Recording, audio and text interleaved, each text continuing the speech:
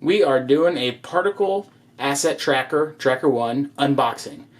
So this unboxing is going to be a little different. We're not going to take it out of the box. We're going to actually take it apart, see what's inside, and kind of see how it works and what makes it so awesome. So first I want to do is like take a look at like the manufacturing of just like the case. It's real nice, feels great in the hands. Something that's often overlooked with devices is LEDs and indicators. So we've got an LED for charge when you're charging with the USB-C charger. We've got an LED for GPS and cloud because this is an IoT connected device. So really well made. The case is obviously, it feels very firm and very strong, and I believe weather resistant. On the bottom here, we've got an M8 connector, which is going to be able to hook up to CAN buses if you're doing, say, OBD2 port work, or if you even just want to expose like an analog sensor, you got an analog pin out this. So it's really flexible with the GPS and then some. So let's get into it and take this guy apart. So got that one. And Particles even said like this is like a reference architecture because they sell the Tracker 1 and they also sell the SOM system on module that's just a tracker chip. And then like if you're doing more custom PCB work, you can integrate it into your project. So real nice. And Particles is like just awesome in general. I've been a fan of their boron products, their photon. Basically, just their ecosystem, their back end is awesome as you're working with it. So we got these. I'm going to try not to lose the screws because we do 100% want to put this back together. So I'm going to slide this over here. And then it should just kind of pop.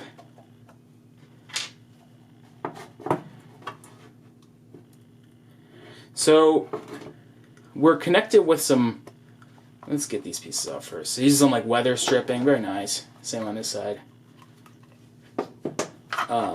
So inside I can't just rip it apart because you can see the battery is connected with this JST, Japanese Standard Connector.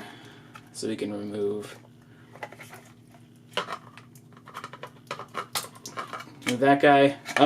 The other thing that is protecting it is we've got the LTE IoT antenna. So if we just need to pull this. Boom. So we now have two sides. I really like, so just like learning how these cases are done, I like how the battery's on this side and then the module's on this, and it's easy to swap out the battery if needed. So first impression, you can see we've got some epoxy here, and that's kind of weather. I'm assuming it's weatherproofing the M8 connector. We've got another JST. Okay, so the connector. So this M8 connector goes into this JST port, which I'm assuming has 8 pins. So they're using JST for power and JST for data. It looks like. We're gonna have to pull this off to see. I don't know if this can is a GPS or if this is a GPS, because I know U-block GPS, I'd imagine, would be in here. So let's go one step further. I'm hoping I really don't want to break this. That would not be good. So I can't just rip like that epoxy. I'm thinking if I get this board loose, because we want to see the other side of the board.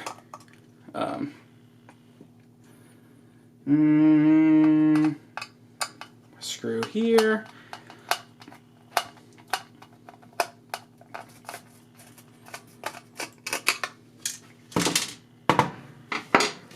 Okay.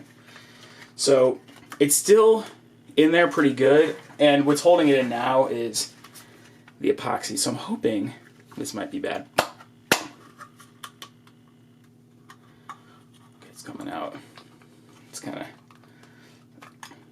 I'm gonna have to use like my hot glue gun. There we go. Okay. Oh, didn't it break it? No. Okay. So if we look, we pulled this off, and we still have So it looks like some grounds. So we'll just unplug that. Ooh, the backside is the tracker SOM. So interesting. Okay, so this is the GPS module here. I don't know if you can see it. It's a U-Blox. Is it the... Yes, it's a Neo M8. So you can get these. U-Blox is really famous. They do GPS asset tracking chips as well as Bluetooth and LTE. So they got a U-Blox. Then I'm almost certain that's their boron. I'm certain like their boron is an LTE microcontroller that has connectivity out of the box, and I think what they did, I don't know, but I know for a fact this is definitely, let me see if I can zoom in on this thing. This is the U-Blox.